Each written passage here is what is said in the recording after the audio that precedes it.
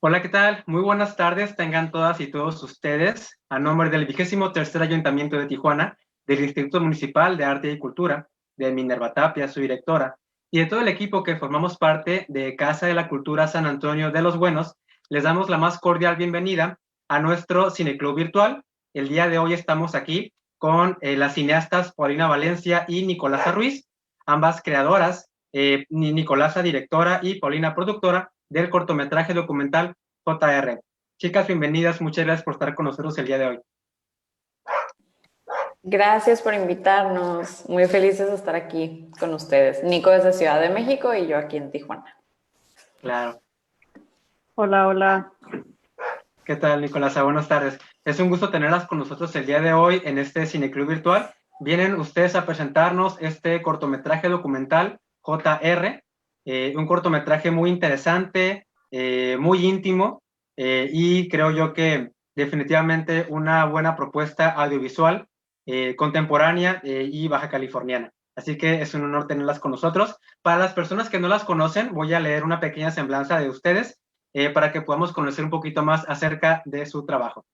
Muy bien, vamos a comenzar con la directora de este cortometraje, Nicolasa Ruiz. Ella estudió la licenciatura en medios audiovisuales en la UABC. Fue becaria del estímulo PECDA en el periodo 2016-2017 para realizar su primer cortometraje documental, JR, selección oficial de FICUNAM Aciertos 2019, y como mejor cortometraje en el Festival del Puerto 2019. Su segundo cortometraje documental, Obachan, que estuvo apoyado por INCINE del periodo 2018 al 2019, estrenó internacionalmente en Visions du Reel 2020 y nacionalmente en Black Canvas y FIC Morelia. Su nuevo proyecto episódico, Mi Interior, es una de las cosas más hermosas y extrañas del mundo. Obtuvo el premio Art Kingdom en el Gabriel Figueroa Film Fund Mid-Mart del Festival Internacional de Cine de Los Cabos. Actualmente se encuentra desarrollando su primer largometraje, El espejo de las almas simples y aniquiladas, y radica en Ciudad de México como parte del equipo de producción de La Corriente del Golfo, fundada por Diego Luna y Gael García Bernal. Nicolasa, muchas gracias por estar con nosotros. Bienvenida. Muy Hola, bien. muchas gracias por la invitación. Gracias a ti por estar aquí. Continuamos con la semblanza de Paulina Valencia. Ella es productora con enfoque en el área audiovisual, con estudios de cinematografía, comunicación y gestión cultural. Ha destacado en su rama, dada su trayectoria a tan temprana edad. Es la productora más joven en ganar el Pardo de Oro en el Festival Internacional de Cine de Locarno. Ha colaborado con realizadores como Ricardo Silva, David Pablos, Nicolás Ruiz, Matt Porterfield y Abel Ferrara. Ha participado en Match Me Industry Days de Locarno, en el Marché du Films de Cannes y en Cinemark de Rotterdam, en el Atelier México-Francia, en IFP No Borders, en el Gabriel Figueroa Film Fund de Los Cabos Film Festival, entre otros, recibiendo fondos y apoyos como el Hubert Bals Fund, Poprocine, entre otros.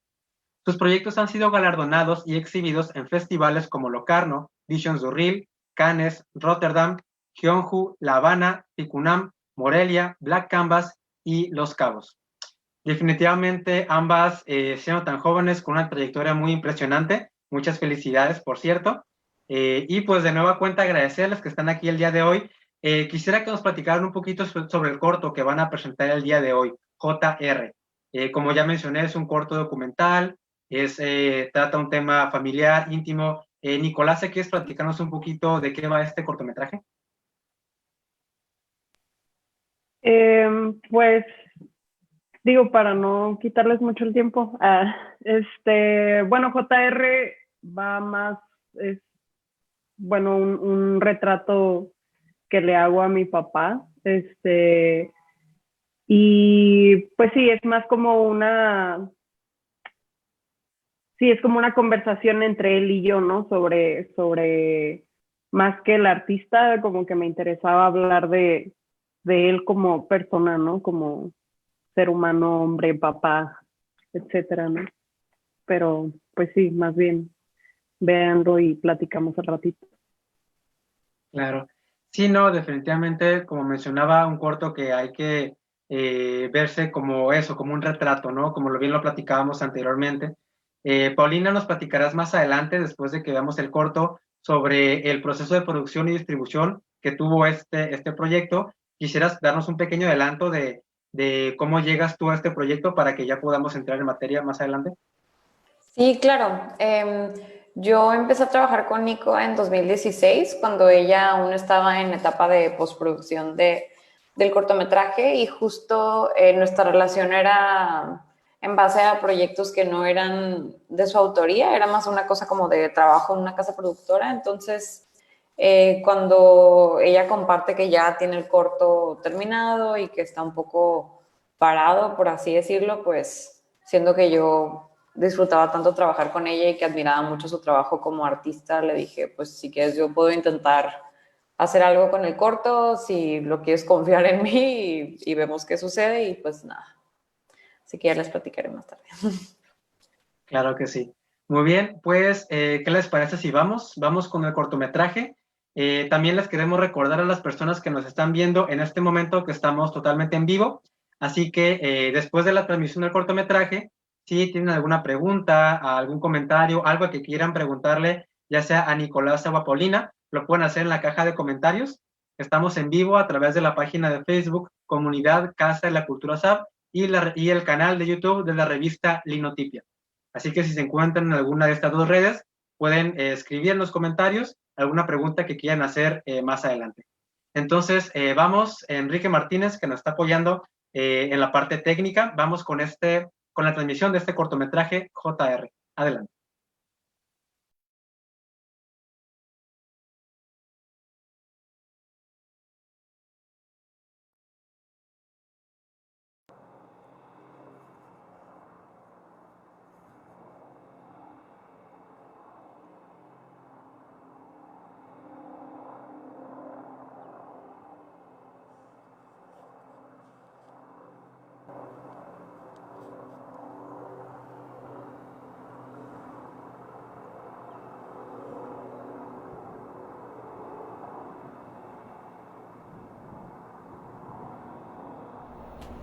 Dime, hombre. Y quería, pues espérame.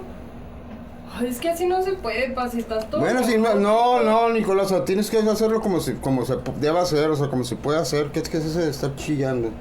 Yo no sé, yo corriendo, a ver. Nomás me tengo que aguantar y decir, claro, digo mis frases que me desahoguen nada más. Mira qué pendejo soy, cabrón, pero ajá, al revés, mira. ¿Por qué frases que te desahogan? Pues como decir, vete a la puta pinche verga, pues, y ya, y luego ya seguimos, ¿verdad? Esas frases son muy desahogantes. Pero a mí, ¿por qué me haces? No a ti, al quien sea, o a ti si te pones ahí porque sí. O sea, estamos trabajando, ¿qué estamos haciendo? Pero ¿por qué eres tan agresivo?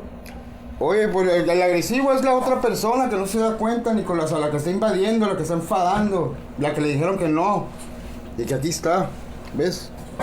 Es agresivo.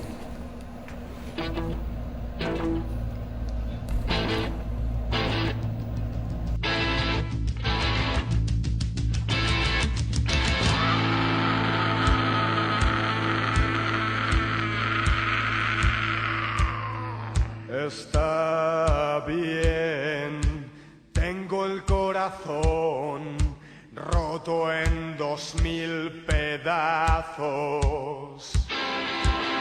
Alguien me dio un coche bomba en mi corazón.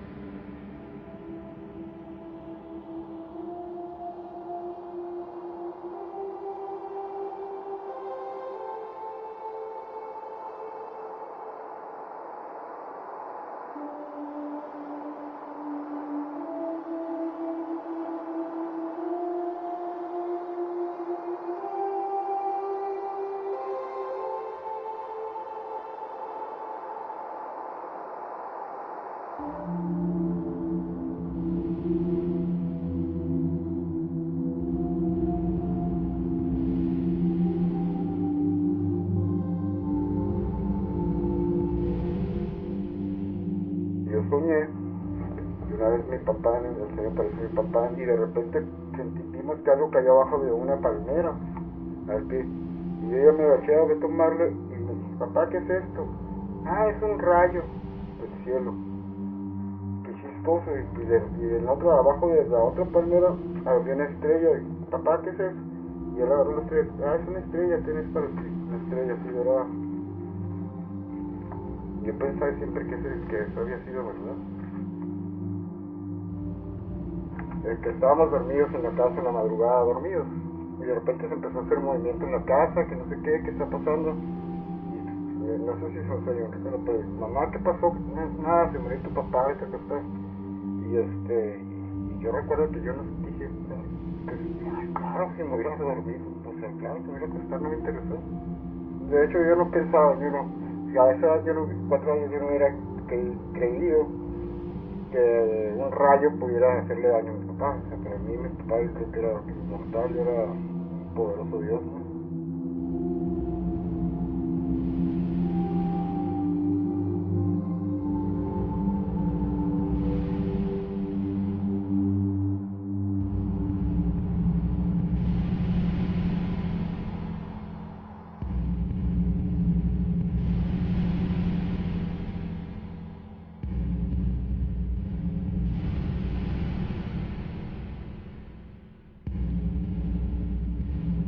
Pa, ¿Qué? ¿tú Sí. prefieres estar aquí en tu casa Sí. pintando Ajá, yo contemplé eso, cuando quise dedicarme a pintar. que tener un trabajo?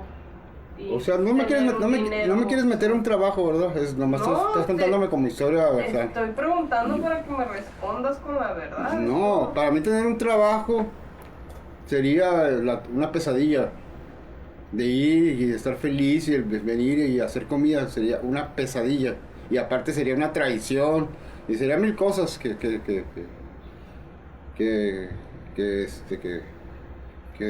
no, hombre, que las hago cuando hay necesidad, las he hecho. Y yo ya sabía, o sea, y lo último fue el cable. Pero yo desde que me casé y que le dije a la papá de la Dina que tenía una compañía pintadora de casas, o sea, yo ya sabía que si había necesidad de trabajar, iba a trabajar. Conocía las fábricas, conocía varias cosas. Y también sabía que las fábricas y todos los trabajos te absorben toda tu pinche fuerza, toda tu espalda se la comen y te pagan unas pendejas putas monedas, ya sabía también. Pero que si lo tenía que hacer, lo iba a hacer. ¿Tú quieres que vaya a trabajar, dices? No, te estoy preguntando. Te estoy preguntando en serio. No, yo no quiero. ¿Tú quieres que quiero que hagas lo que quieres hacer. Ajá, o sea, no quieres que tenga la seguridad. Pero es que yo te veo y Ajá. pienso que estás batallando. No, pienso claro.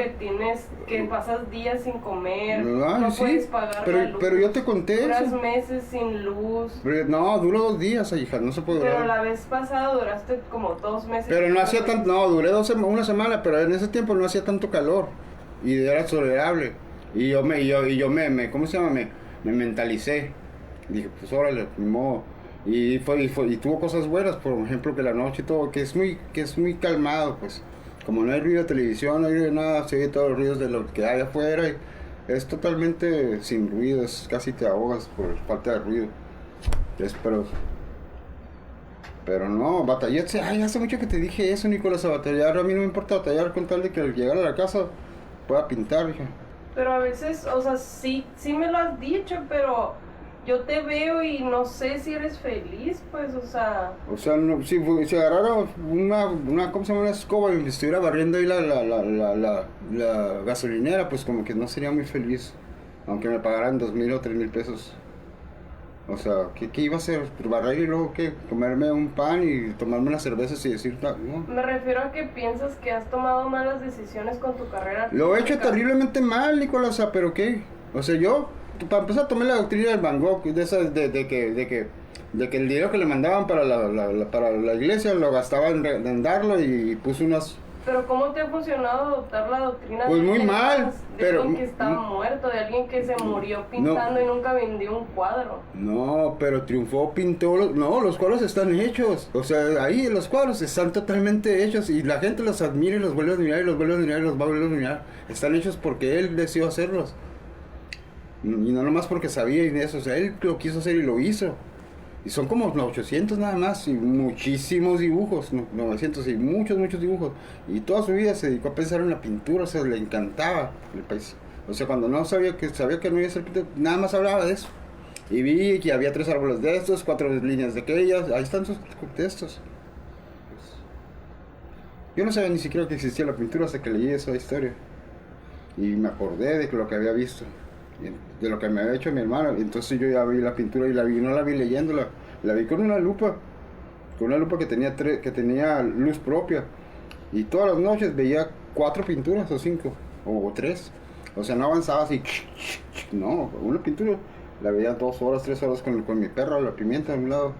Y ahí íbamos así parte por parte con la lupa, con las luces. Hasta que como al año pasó algo que entendí la pintura, entendí todo, dije, no, y deduje, no estoy loco. No estoy loco, o sea, existe esto, no estoy loco. O sea, yo pensaba que estaba loco. Entiendo esto que estoy viendo, lo entiendo mucho.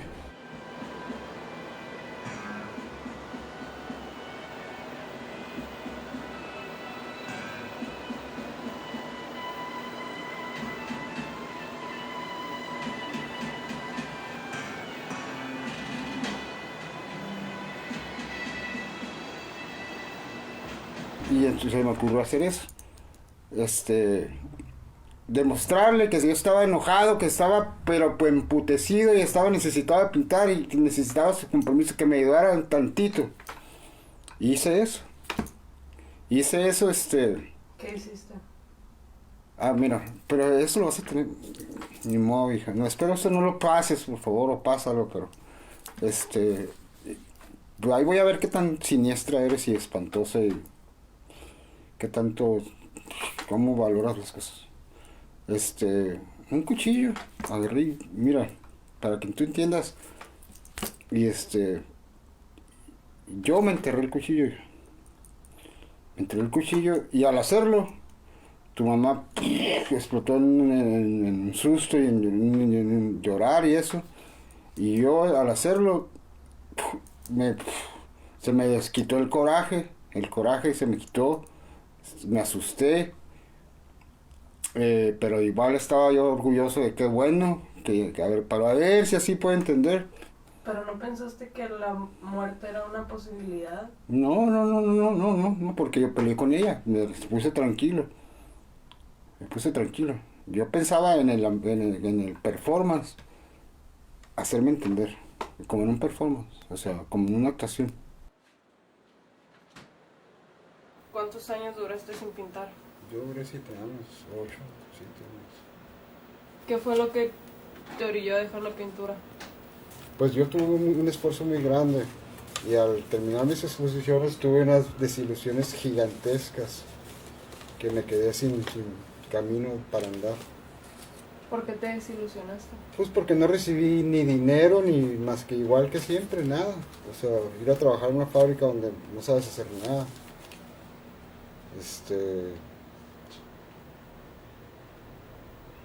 Y además ya sin familia, divorciado. Que eso estuvo bien, estoy seguro. Porque a nosotros 4 nos ha ido mejor así, ¿verdad, Nicolás? ¿O tú qué crees? Sí, ya no hubiera podido estar en el papel que tenía.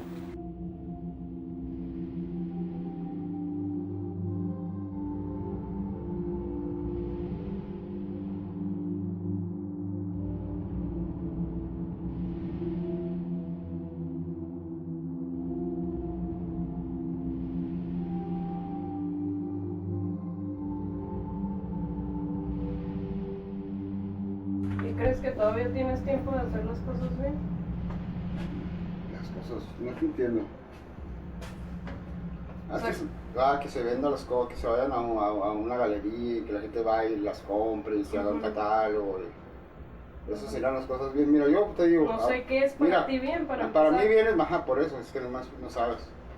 Yo con la doctrina esa que te dije, para mí mi único objetivo, yo no me dediqué a otra cosa. Mi único objetivo es aprender a pintar. O sea, lo demás, no, aprender a pintar, porque para aprender a pintar, que los cuadros estén bien pintados, que eso, a eso me dediqué. Y he hecho muchos cuadros de los que estoy muy orgulloso, hechos en todo ese caos que me dices, que no estuvo bien, que no tengo dinero y que todo lo demás. Entonces, ¿qué digo? Pues claro Claro que lo volvería a hacer y lo agarro.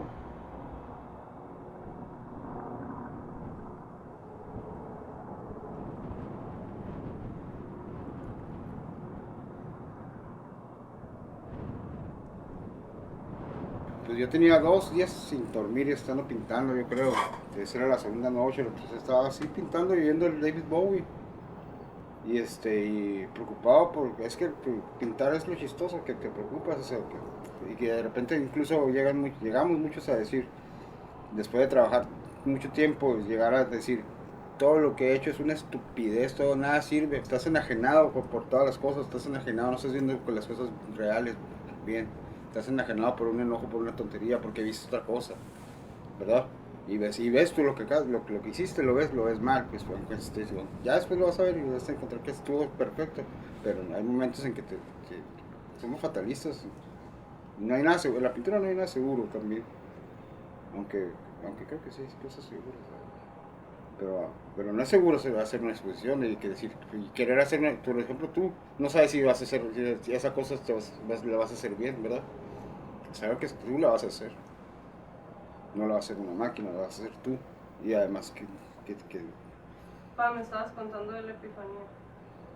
pues esa epifanía fue una cosa increíble. Fue lo que nunca hizo nadie. Bueno, sí, alguien. ¿Cómo fue?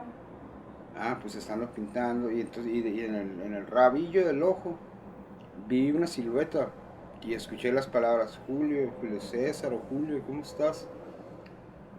Y sentí así como la paz más increíble que hay.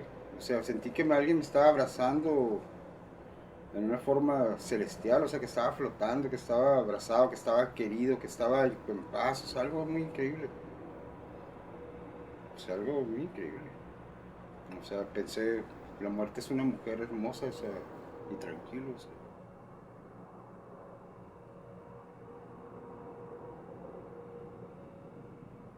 ¿Tú crees que replicaste cosas que te hizo tu papá a ti en nosotros? Claro que sí, no, sí, claro, o sea, la violencia no viene no, la violencia genéticamente claro que debe venir también, pues, pero viene de algún lugar, o sea, fíjate. ¿Qué sientes que replicaste de tu papá en nosotras?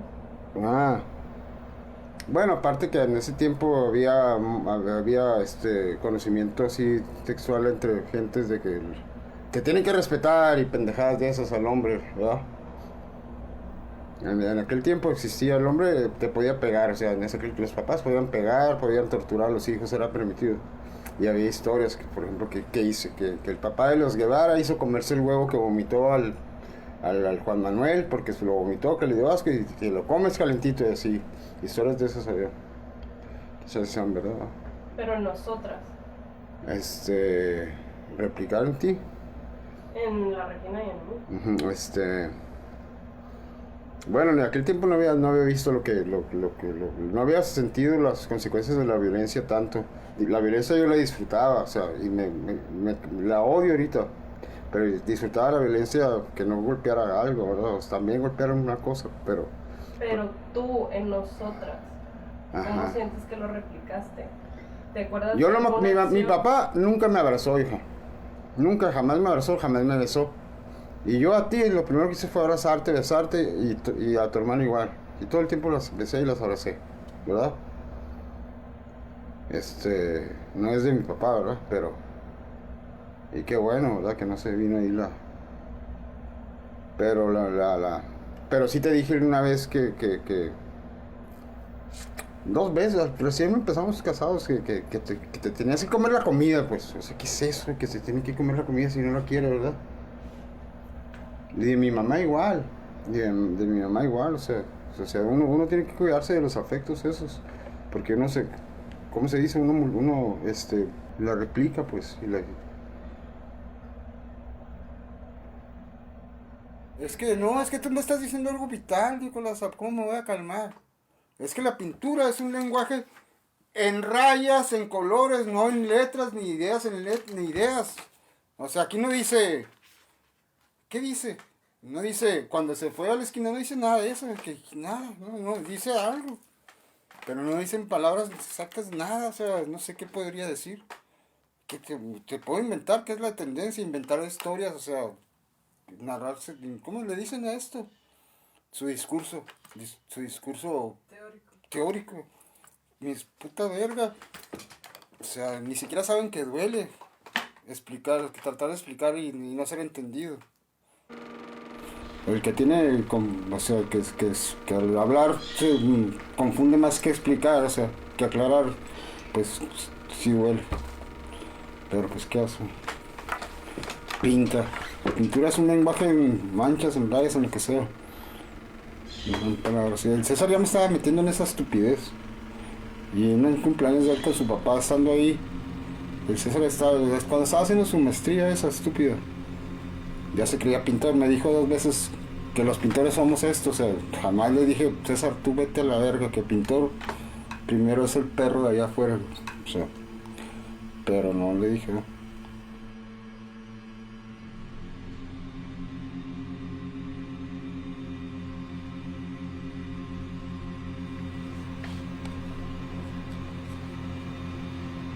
Nicolás, ¿Qué?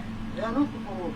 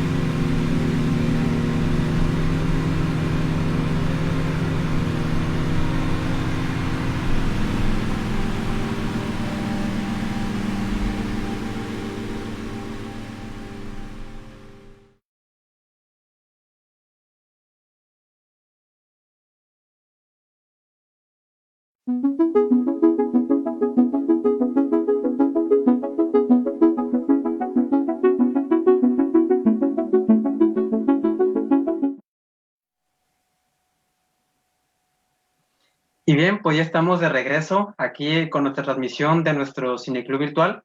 Acabamos de ver este corto documental JR, dirigido por Nicolás Ruiz, producido por Paulina Valencia, quienes el día de hoy están aquí con nosotros para platicarnos sobre este corto documental. Nicolás, fue un corto muy interesante, ya lo veníamos comentando anteriormente, ¿no? Cómo es un retrato familiar, un retrato muy íntimo, que creo yo que solo tú puedes contarlo de esta manera, ¿no? Platícanos un poco cómo nace la idea de hacer este retrato sobre tu papá, cómo nace la idea de este documental y la manera cómo decides contar esta historia.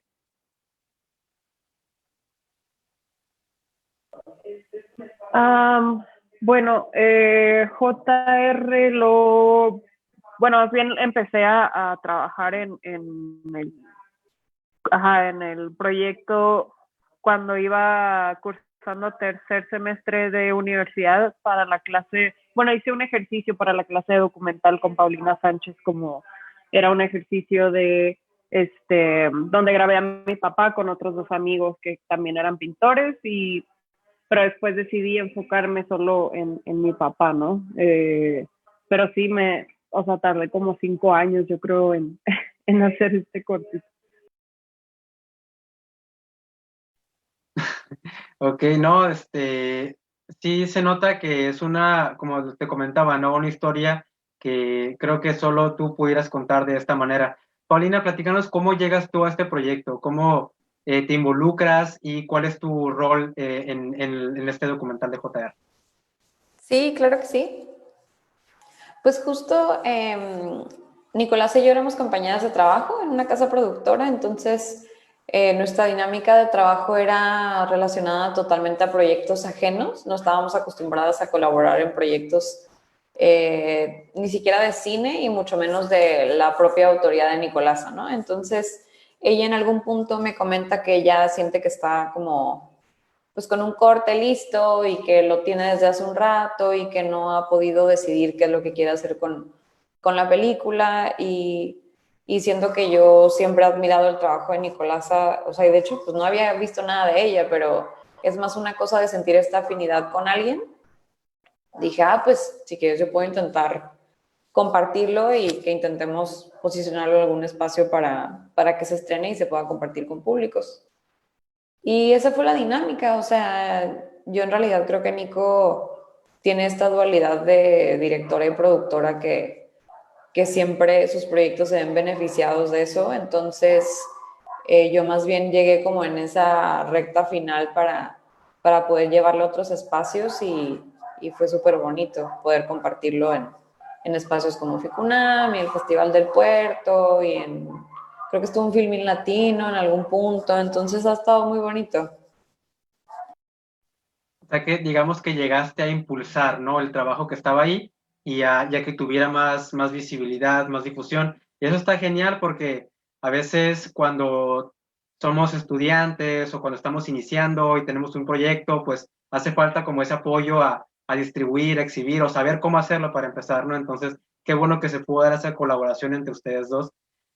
Algo muy interesante de este corto, Nicolasa, es que vemos desde el inicio, en las primeras dos escenas, que hay distintos formatos de grabación. Yo logré identificar, en primer lugar, un formato digital y después vemos un formato que parece ser videotape o VHS. Luego vemos unas tomas que parece ser filme, tal cual, celuloide. Entonces, me gustaría que nos platicaras cómo decides tú adaptar, tener estos diferentes formatos para contar esta historia. ¿Cómo se este proceso de tener distintas, no solo distintos lentes, sino distintos formatos de grabación?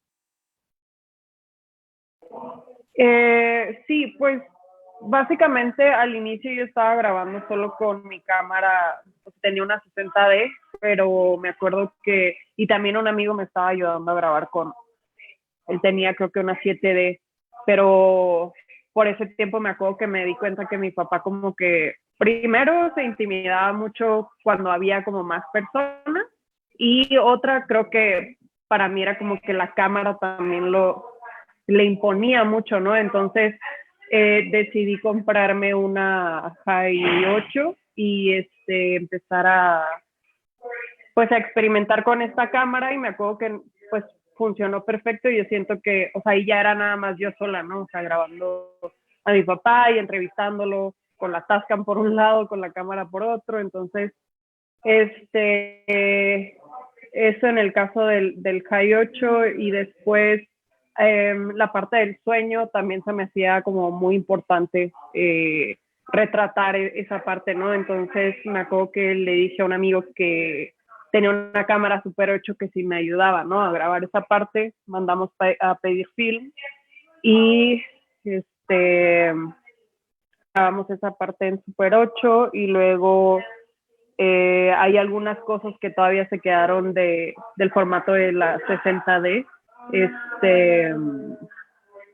porque creo que son las partes del desierto de altar, ¿no? Las de la 60D y sí, o sea, más que nada como que primero era una cuestión de los formatos son más para mí como que al principio era una cuestión de resolver y después se volvió como parte de la estética, ¿no? Me acuerdo que cuando empecé a grabar con la High 8 sí dije como, o sea, me gustó, ¿no? O sea, primero me gustó porque como que un poco siento que me ayudó como que a tapar mi torpeza con la cámara, ¿no? O sea, así como que parece que es adrede, como todos estos zooms y así. Digo, en parte sí, pero como que la High 8 te permite ser así medio, te permite ser malo con la cámara y no hay tanto problema, ¿no? Tener como esa libertad. O sea, que era como... Sí. O sea, como que no era tanto, voy a encuadrar esto y así, sino que más bien era como el momento íntimo de estar ahí, ¿no? Sí, y se ve también cómo utilizas eso para darle más intimidad. Me recuerda a mí a las cintas familiares, ¿no? Que graban a veces, no sé, los papás, los tíos, las tías, ¿no? Como cuando uno es niño y las primeras handycams y pues tú ves los recuerdos, a lo mejor, como tú bien lo mencionas, ¿no? A lo mejor en su momento no lo planeabas así, pero en el proceso te diste cuenta que funcionaba de esa manera y aportaba a la historia, ¿no? Y qué curioso que mencionas la palabra resolver, o sea, se trató de resolver algo que en su momento pues no encontrabas cómo y terminó beneficiando mucho más, ¿no?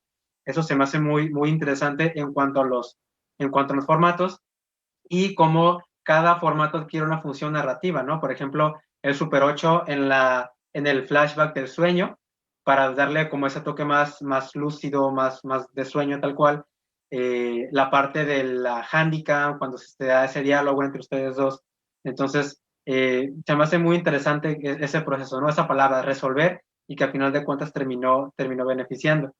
Hablando un poco sobre el sonido, yo lo que quisiera preguntar aquí es, se crea como una atmósfera en ciertos momentos muy especiales. Para empezar, la canción del inicio, ¿no? Que tengo el corazón partido en 2000 pedazos, le da como siento que fue una muy buena elección. Quisiera que nos platicaras un poquito sobre el sonido. ¿Por qué esa canción y por qué estas atmósferas sonoras que se dan en ciertos momentos? Sí, pues bueno, para mí creo que el sonido es más, bueno, ajá, para mí el sonido es mucho más importante que la imagen, ¿no? O sea, creo que siempre he tratado de prestarle, o más bien creo que le he prestado más atención a la cuestión del sonido en las cosas que hago.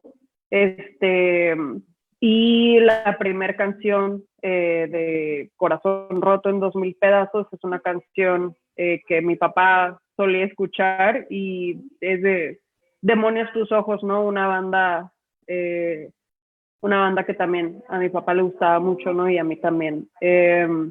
Y hay bueno, ya cuando empezamos a armar el crew y todo, me acuerdo que por ese tiempo había conocido a un chico que hacía noise, que era como de Mexicali, Caléxico, ¿no? Me acuerdo que lo conocí y me gustó lo que hacía y lo invité a hacer la música de JR y después también a mi amigo Derek, que también se enfoca mucho en el sonido, él es el diseñador sonoro, ¿no? Y con Joey, el chico que hizo la música, pues fue como mucho una dinámica así como, pues no sé, creo que la parte de la musicalización creo que es la parte que más disfruto, como la parte sonora, y fue muy lindo trabajar con ellos dos y como todo lo que aportaban al proyecto y como las ideas y todo esto al final, al momento de edición, pues digo, usé las canciones de Joey y Derek como ya totalmente como lo pulió, ¿no? Por ejemplo, en la parte del sueño, sí, como que le metió unos efectillos ahí a la voz y no sé, creo que sí era como muy importante para mí la creación de la atmósfera por medio del sonido, ¿no? Claro, sí, se nota como esa dedicación y empeño específicamente en el sonido. Qué curioso que menciones eso, ¿no? Que para ti el sonido adquiere una importancia mucho mayor, cuando cotidianamente a veces no suele ser así, ¿no? A veces nos enfocamos más en la parte de la imagen y la parte del sonido se la dejamos no sé, a veces está descuidada, pero qué curioso y qué bueno que tienes como ese cuidado por la parte sonora que efectivamente se vio en este documental. Hablando un poco más de la narrativa, vimos cómo tanto el sonido como la imagen ayudó a contar la historia de cierta manera, pero te comentaba anteriormente que creo que esta es una historia que solo tú puedes contarla. Quisiera que nos cuentes cómo tú, no solo como directora, sino como hija de este personaje, ayudas a contar la historia. Cómo se da esta relación entre ustedes dos, este diálogo que se da, que vemos a lo largo de todo el documental, para poder acercarte a tu papá, no como una entrevistadora, no como una reportera, sino como cineasta y como hija. ¿Cómo se da esta interacción para tú ayudar a contar esta historia? Sí, pues bueno, digo, creo que lógicamente el hecho de que sea mi papá hacía como una cosa más íntima y que nos permitía tener un diálogo más rico quizás, ¿no? Pero sí me acuerdo que muy al inicio sí tenía como un acercamiento mucho más, o sea, trataba de ser más distante, ¿no? Al inicio y hacer estas preguntas típicas como de, ¿y por qué decidiste ser artista y por qué decidiste pintar y por qué no. Y como que sí notaba que mi papá se aburría muchísimo con esas preguntas y de repente me confrontaba, ¿no? Así como de, ¿por qué estamos hablando de esto otra vez? O sea, como no se te hace bien aburrido hablar de esto, como... Entonces, al inicio, o sea, me acuerdo que empecé a editar y con estas entrevistas y dije, o sea, no tengo nada, o sea, no puedo hacer nada con esto. Y fue cuando decidí intentar lo de la High 8 y fue cuando compré la High 8 y cuando ese día que hago la entrevista me acuerdo que yo iba, o sea, yo estaba como bloqueada también, o sea, como que llegué y estaba como en un bloqueo así como otra vez iba a empezar a hacer la misma típica entrevista, pero me acuerdo que mi papá como empezó con esta cosa de que ya, o sea, ya estamos listos, no sé qué, entonces como que en ese momento fue muy espontáneo también, o sea, como que en ese momento dije, oye, a ver, espérate, o sea, porque tenemos que llevar esta dinámica, ¿no? Y ahí empieza como esto, en realidad sí fue como muy del momento, fue como muy, o sea, como que surgió en el momento, pero yo no iba preparada, sino que decidí como veía que mi papá respondía, o sea, dije, ok, esto me interesa más que el hecho de que me diga cosas que, ay, la pintura y, ¿no? O sea, entonces, pues sí, algo así. No, totalmente acorde con lo que vimos realmente. Y qué interesante porque no es como tú mencionas, o sea, no es la típica entrevista de reportero entrevistado, ¿no? Sino que ya se da una interacción más íntima incluso, que lo vemos en el diálogo, lo vemos en la relación, en la interacción. Entonces, se me hace muy interesante la forma como le das tratamiento a este retrato, ¿no? Que haces pues del artista y de tu papá, ¿no? Principalmente que como mencionabas, antes de artista, verlo como la figura, ¿no? Entonces, eso se me hace muy, muy curioso. Eh, Quisiera también que nos hablaras un poco ya, mencionabas que al principio, pues él, igual que muchas personas ante una cámara, ¿no? A veces está como esa relación de a lo mejor intimidación o que no hay mucha confianza cuando hay una cámara de por medio, pero que poco a poco se fue dando, ¿no? Entonces, ¿cómo se da la toma del desierto? Que se me hace de los momentos más interesantes del corto, ¿no? Cuando deciden ir, ¿qué desierto es? Me gustaría saber yo creo que es la Rumorosa, no sé si sea la Rumorosa, pero me gustaría que nos platicaras ese momento en específico, cómo se da ese proceso de ir a grabar el desierto y qué valor crees que aporta al documental. Sí, pues las imágenes de desierto que ven es el desierto de Altar en Sonora. Por ese tiempo mi papá me hablaba mucho de que le había tocado ir a acompañar a un amigo que tenía que arreglar las antenas de hecho creo que se ven las antenas ahí en las tomas que están en el desierto de Altar. Y me acuerdo que me contaba mucho como lo mucho que le había gustado ese paisaje, o sea, como creo que el desierto es como que el paisaje favorito de mi papá, digo, no por nada, pues somos de Mexicali, ¿no? Pero no sé, se quedó como muy enamorado del paisaje del desierto de Altar, entonces, y además los paisajes y los artistas, los paisajistas son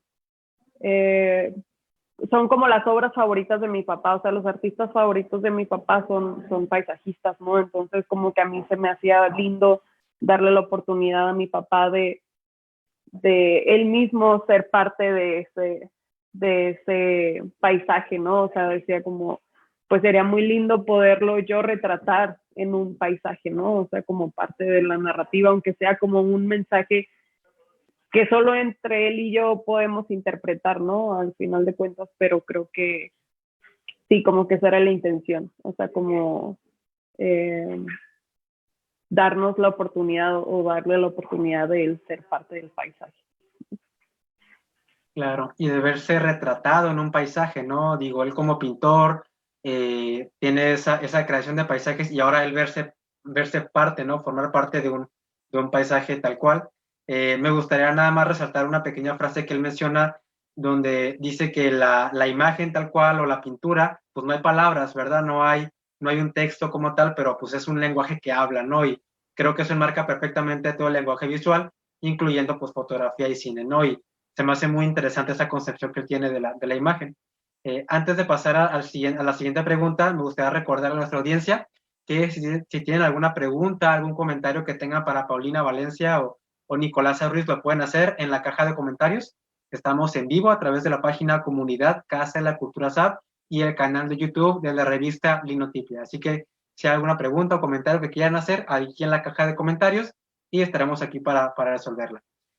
Quisiera que pasáramos en este momento también, Paulina, contigo en la parte de la producción. Tú mencionabas al inicio que tú llegas ya un poquito después, ya estabas trabajando con Nicolás, había una relación laboral, pero tú encuentras este proyecto y decides que es momento de difundirlo, o sea, de no dejarlo ahí, sino que tenga su exhibición. Platícanos un poquito más cómo se da este proceso y cómo deciden empezar a distribuirlo.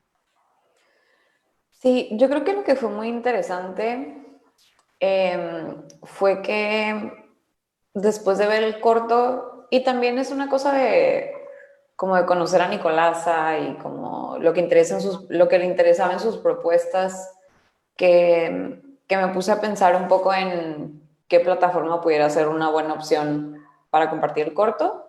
Y justo pensamos que la sección de FICUNAM para cortometraje era algo que pudiera funcionar muy bien también en cuestión de posicionar a Nicolasa como lo que es, ¿no? Una joven realizadora mexicana que está empezando con este tipo de proyectos. Bueno, estaba porque ahorita pues ya su carrera es otra cosa. ¿Cierto?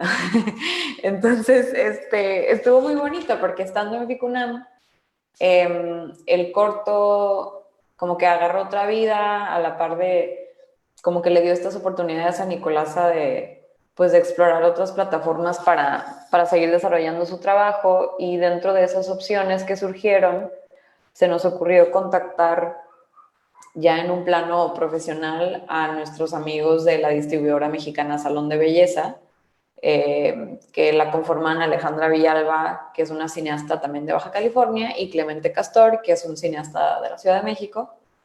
Y sabiendo que ellos no tenían cortometrajes en su catálogo como distribuidora, pues nosotros pensando en este interés de poder como potencializar proyectos desde la colaboración, les planteamos esa opción, ¿no? O sea, ¿qué tal si entre los 4 decidimos mover JR y conocer un poco esta ruta de opciones de exhibición para cortometrajes en México, que como sabemos, pues puede ser un poco complicado, ¿no? Y no creo que es tanto esta cosa de tener los contactos o de saber exactamente qué es lo que tienes que hacer, pero lo que se nos ocurrió a nosotros fue como, pues a lo mejor 4 cabezas es mejor que 2 que apenas están como investigando qué se puede hacer, ¿no? Y yo creo que esa colaboración ha sido de las más bonitas que hemos tenido Nico y yo trabajando juntas, porque pues es una relación que ha prosperado y ahora también nos están apoyando con el segundo cortometraje de Nicolasa, y estoy segura que cuando hagamos un largometraje también vamos a llegar a esa conversación. Entonces,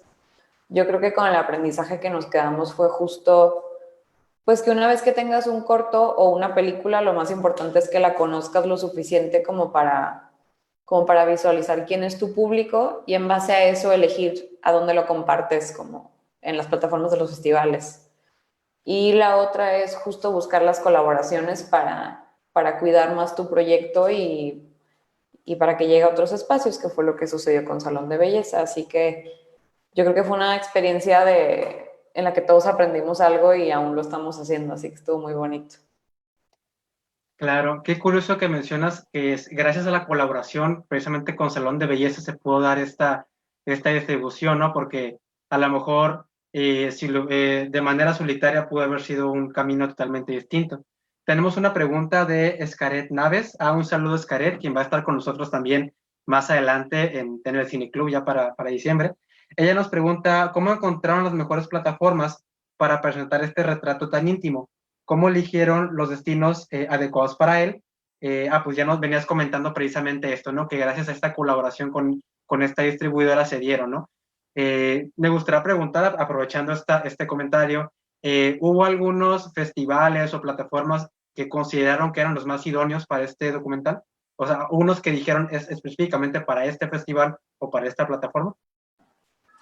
Pues digo, yo creo que Nico puede compartir un poco su experiencia en la competencia del Festival del Puerto, pero pero yo pienso que FICUNAM fue la mejor opción para estreno, en verdad. Porque lo que pasa con FICUNAM es que no tienen una sección de industria oficial, tal cual, pero las personas que asisten desde el punto de vista de programación o simplemente para conocer nuevas propuestas y nuevos realizadores y realizadoras, como que sí reciben muy bien estos trabajos y creo que iban muy de la mano con el tipo de proyectos que se suelen programar en FICUNAM.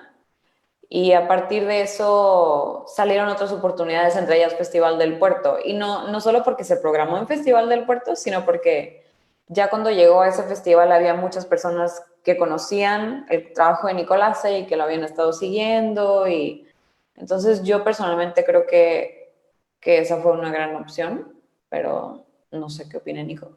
Perdón que me estoy quedando a oscuras, pero es que no tengo lámpara. No te preocupes. ¿Quisieras compartirnos tu experiencia, Nicolás, en ese festival?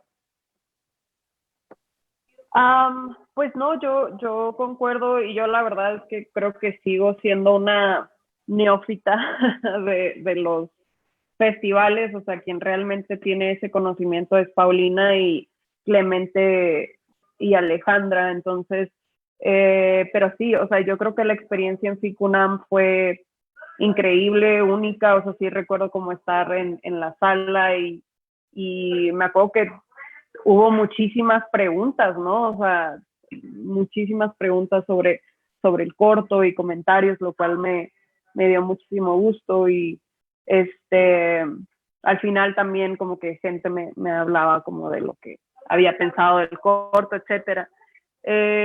Y Festival del Puerto también fue otra experiencia, ¿no? O sea, fue bien bonito estar ahí y porque es como un festival más pequeño, pero pues las proyecciones son en la playa, ¿no? Así, o sea, estás viendo una pantallota, la playa está a un lado y al final como que te quedas ahí a tomar mezcal y platicar y es también, o sea, creo que cada una de las experiencias ha sido única y ha sido súper enriquecedora para nosotras y no, yo sí creo que han, o sea, Paulina junto con Salón de Belleza creo que han hecho un trabajo muy increíble y como muy especializado, ¿no? Porque esta cosa del cortometraje, o sea, me acuerdo que, pues sí, ni Salón de Belleza, ni Paulina, ni yo teníamos idea como del nada como sobre cortometrajes, pero como que se fueron, ajá, como que fuimos aprendiendo, fueron como especializándose en ese campo, ¿no? Que es otra cosa muy diferente al largo, ¿no? Pero sí, no, yo creo que han sido buenos. Bueno, después también se fue a Polonia, lo cual fue súper chistoso y me acuerdo que nos escribieron, ¿no? Y nosotros como, ¿qué onda? Quedó en un festival de Polonia. Y Alejandra nos dijo como, ay, sí, yo lo inscribí, es que se me hizo súper padre y como interesante. Y yo decía, pues, qué cool, qué loco, porque pues el festival era sobre Etude en Anime, es más sobre como animación, pero pues sí se nos hizo súper chistoso que eligieran JR como parte de la selección del año pasado del festival. No, y qué curioso que tuvo esa proyección internacional, ¿no?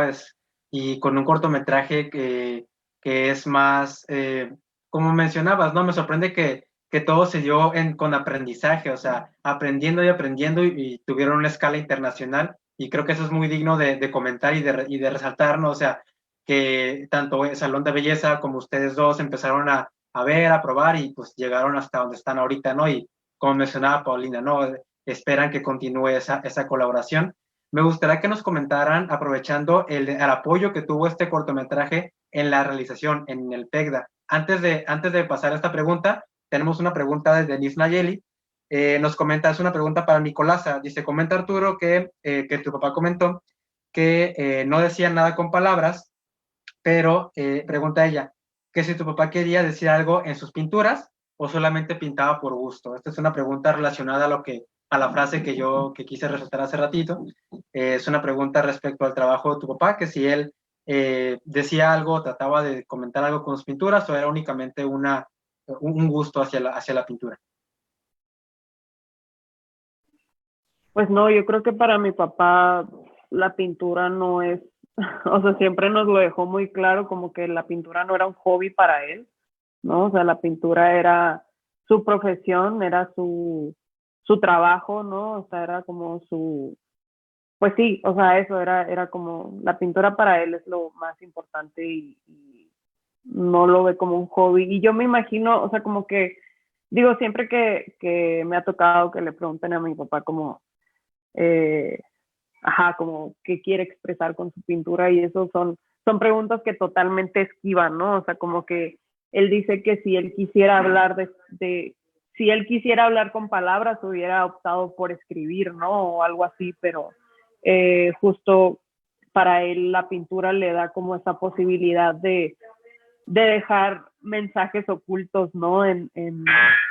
Dejar mensajes ocultos en su trabajo, ¿no? O sea, como que, y pues sí, dejar al libre albedrío de cada espectador lo que quiera pensar sobre cada pintura, ¿no? Sí, identifico una visión meramente de un artista, de una persona comprometida con su trabajo en la pintura, ¿no? Definitivamente muy interesante la visión que él comparte acerca de la pintura, ¿no? Que creo que es muy, muy acertada. Quisiera que nos comentaran ahora sobre el apoyo que recibió este cortometraje en la producción. Nicolasa, ¿cómo se da este apoyo del PECDE? ¿En qué consistió? ¿Y cómo les apoyaron para hacer este documental? Pues creo que yo todavía estaba en la uni cuando aplicamos una vez al PECDA y no nos dieron el apoyo.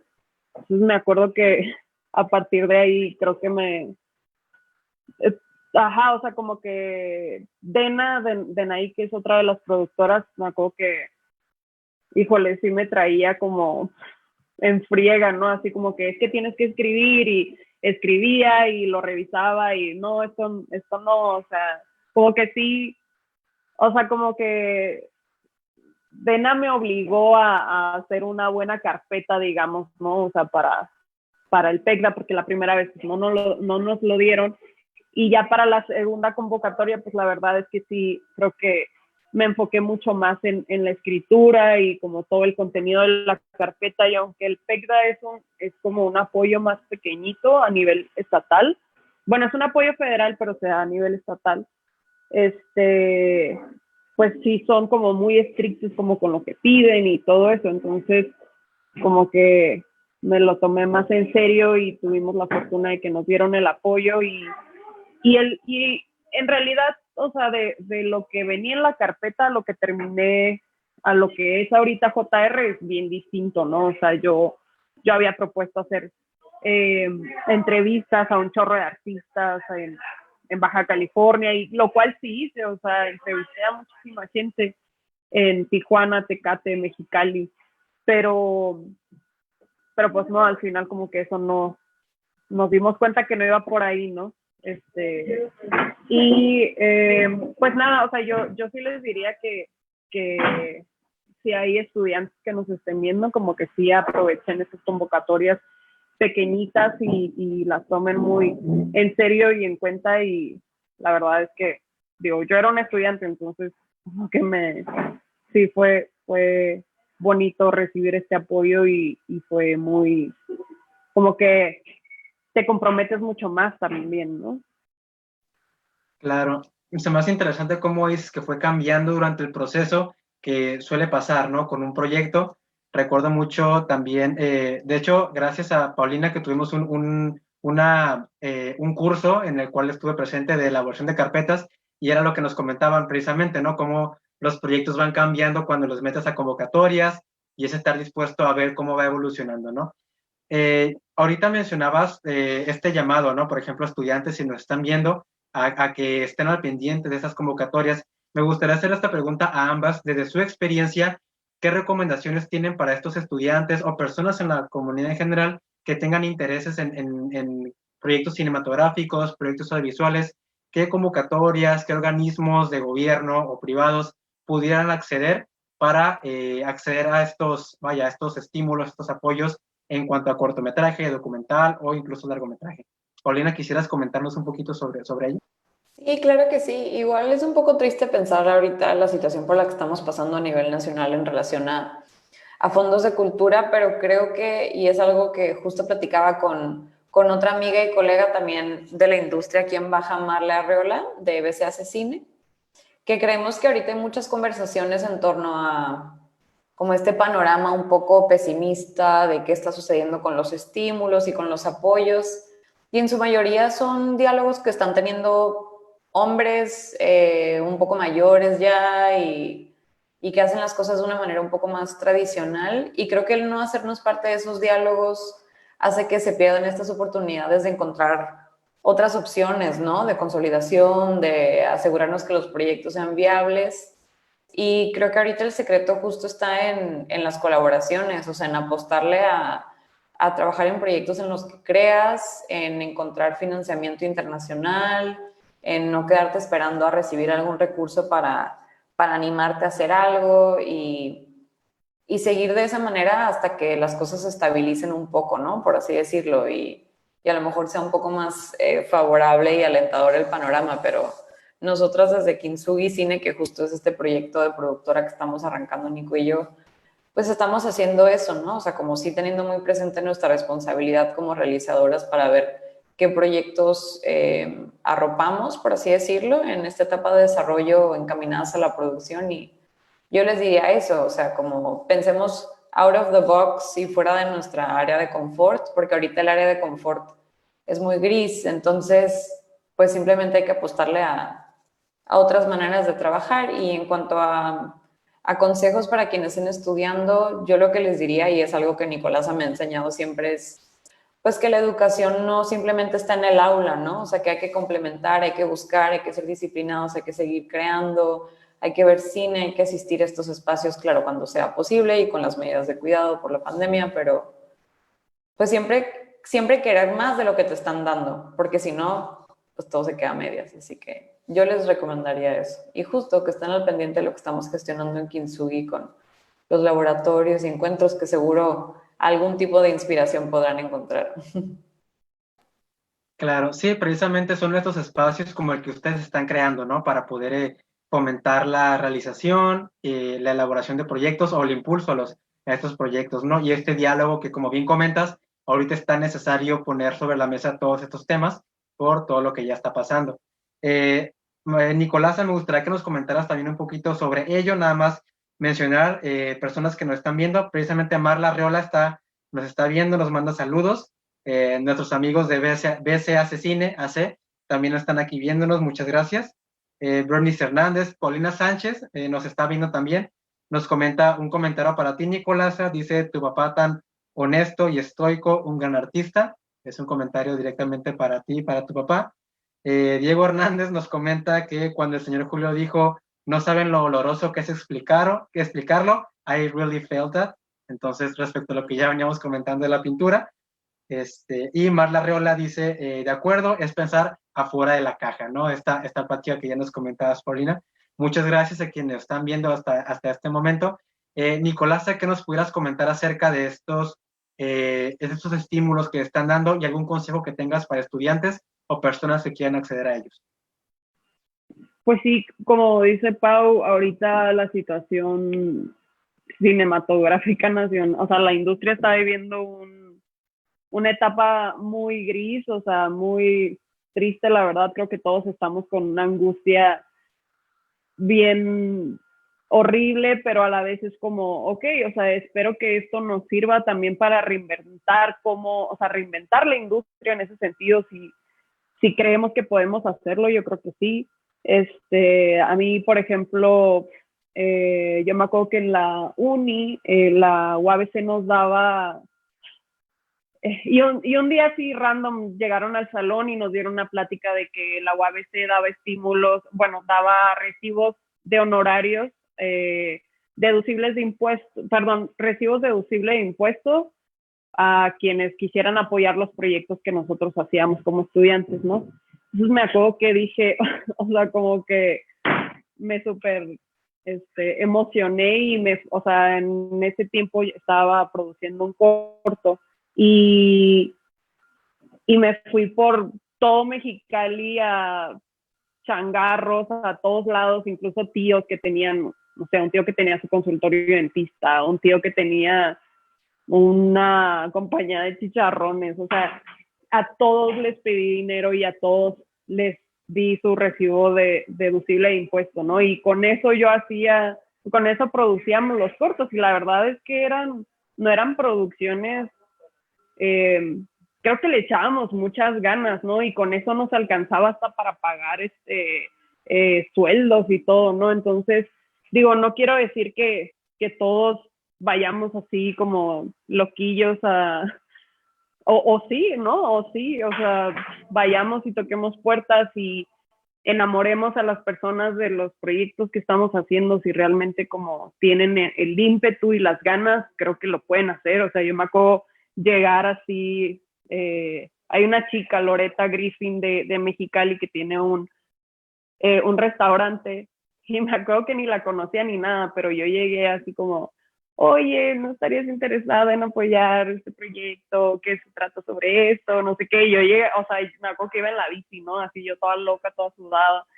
Y yo creo que la morra dijo como, pues no sé ni quién es esta niña, pero va, o sea, sí, yo te apoyo, ¿no? O sea, claro que sí.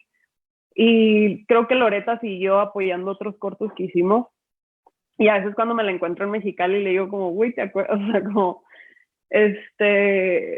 pero sí, o sea, creo que eso es una manera, o sea, yo empezaría a ver eso, o sea, sí, ajá, o sea, como que eso le diría a los estudiantes, ¿no? O sea, como que hagan ese tipo de cosas o incluso colectas ahí entre familiares, o sea, hay mil maneras, yo creo que hay mil maneras cuando eres estudiante, no te debe dar pena absolutamente nada, ¿no? O sea, siempre y cuando, claro, cumplas con el compromiso, ¿no? O sea, de sí retribuir eso que estás, o sea, retribuir con algo, ¿no? Ese apoyo que te están dando. O sea, en mi caso era terminar los proyectos, proyectarlos ahí en Mexicali como podíamos, y sí, o sea, eso, o sea, como que eso se me hace como súper viable para la comunidad estudiantil. Digo, ya nosotros como profesionistas, pues sí nos toca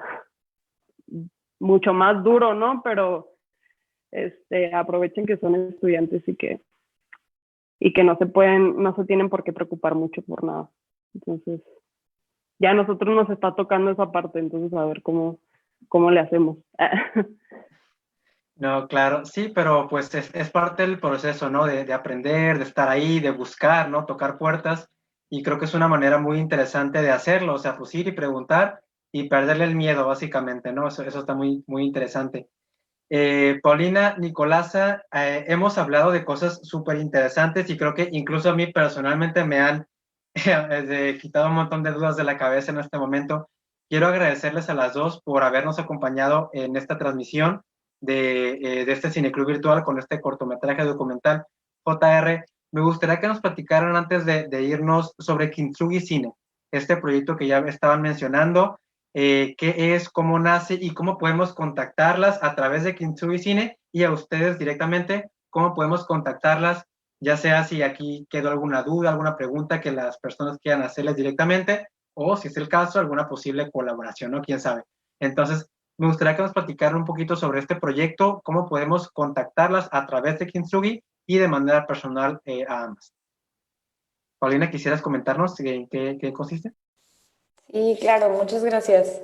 Pues justo como comentábamos al principio, Nicolás y yo trabajamos juntas desde el 2016 y siendo que hemos estado colaborando en sus proyectos ya, ella como directora, decidimos este año formalizar esa colaboración y fundamos nuestra propia casa productora, que es justo este espacio que hemos estado mencionando, Kintsugi Cine. Y algo que también he estado practicando en los últimos 6 años es la cuestión de la formación dentro del cine, y decidimos que también un poco para compartir estas visiones y traer nuevos discursos a lo que estamos acostumbrados en la región baja, Kintsugi Cine también tiene su área de formación y de educación, estas cuestiones como no escolarizadas. Entonces, tanto estamos desarrollando proyectos de largometraje y serie de Nicolasa, como estamos colaborando con otras cineastas y directores, entre ellas Paulina Sánchez, que nos estaba viendo.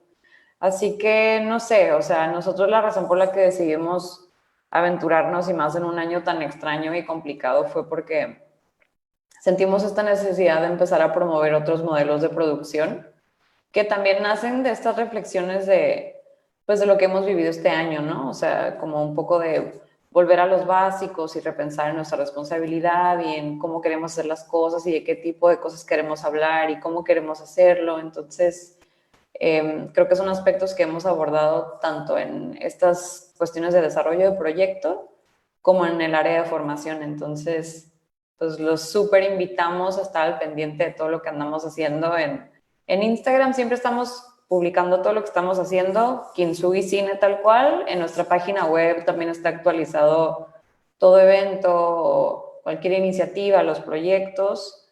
Y también están nuestros correos en la página web, o sea, como en contacto, ahí pueden encontrar nuestros correos de Kintsugi, así que pues les invitamos a estar al pendiente para que sean parte de estas iniciativas.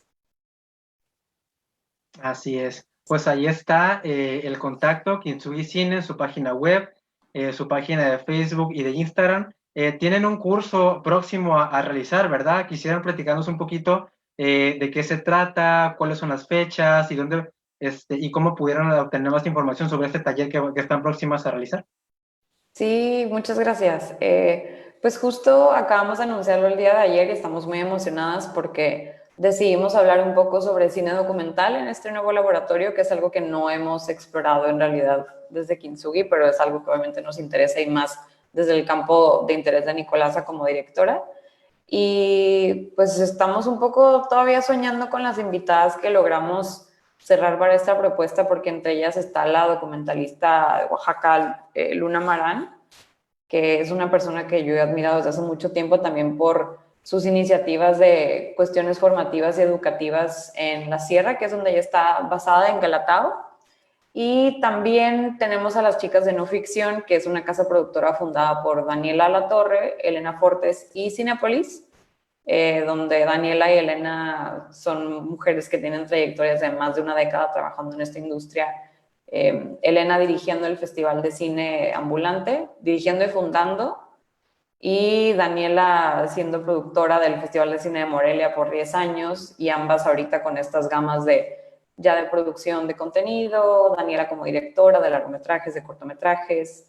Entonces, la razón por la que decidimos compartir este espacio y gestionarlo es porque justo retomando estas inquietudes y reflexiones que han surgido este año, creímos que era importante tener un espacio donde podamos hablar de cómo podemos pensar en hacer las cosas a lo mejor de una manera distinta ante la situación que estamos viviendo a partir de ahora y el próximo año, ¿no? Así que, pues si les interesa el cine documental y admiran el trabajo de estas mujeres, súper invitados a pedir información igual en Instagram, está el link de registro y en nuestra página web y en Facebook, así que estaremos al pendiente. Claro, pues ahí está de nuevo la información sobre este taller que se está realizando por parte de Kintsugi Cine. Nicolasa, Paulina, de nueva cuenta queremos agradecerles a nombre del IMAC y de Casa de la Cultura San Antonio Los Buenos por compartir su tiempo, por compartirnos este cortometraje, su experiencia y esta plática muy enriquecedora para la comunidad en general y en especial pues para las personas que tienen interés en proyectos cinematográficos y audiovisuales. Queremos agradecer también la colaboración de la revista Linotipia, de Enrique Martínez, que nos ha estado apoyando en esta transmisión en vivo, en la parte operativa y técnica. Enrique, muchas gracias. Y gracias también a la revista Linotipia. Muy bien, ¿algo más que quieran comentar, Paulina, Nicolasa, respecto a lo que aquí acabamos de mencionar? ¿Algún mensaje, algo que quieran agregar a nuestra charla del día de hoy? No, pues yo nada más agradecerles por este espacio, agradecerles por este proyecto. Se me hace muy padre que se tomen el tiempo para hacer esto y sí, que sea como una actividad más, ¿no? Para las personas que estamos en el encierro ahorita. Entonces, pues nada, muchas gracias y gracias a quienes nos vieron y ojalá se hayan llevado un poquito de esto y cualquier cosa, y estamos en Kintsugi Cine en las redes, ¿no? Sí, muchas gracias. Yo lo único que quería agregar es que no mencioné las fechas por estar emocionada compartiéndoles de qué se trata el próximo laboratorio de Kintsugi. Y las sesiones son 3, 27 y 28 de noviembre y 5 de diciembre. Así que para que estén al pendiente. Muy bien, ahí están las fechas para que las tengan a la mano. Igual cualquier pregunta a través de Kintsugi Cine pueden contactar a Paulina y Nicolasa. De nueva cuenta queremos agradecerles por habernos compartido su tiempo y su conocimiento en esta charla. Los esperamos la siguiente semana en nuestro siguiente cineclub virtual. Vamos a estar con Mariela Torres y Emiliano González, quienes nos van a presentar el cortometraje Emiliano. Los esperamos el siguiente viernes a las 4 de la tarde. Sigan al pendiente de las actividades de las páginas de Facebook, Comunidad, Casa de la Cultura SAB y Cartelera Cultural IMAC. De nueva cuenta queremos agradecerles y que tengan todas y todos ustedes muy buena tarde. Muchísimas gracias, Nicolasa, Paulina. Muy buenas tardes. Gracias. Bye. Sí puedo leer.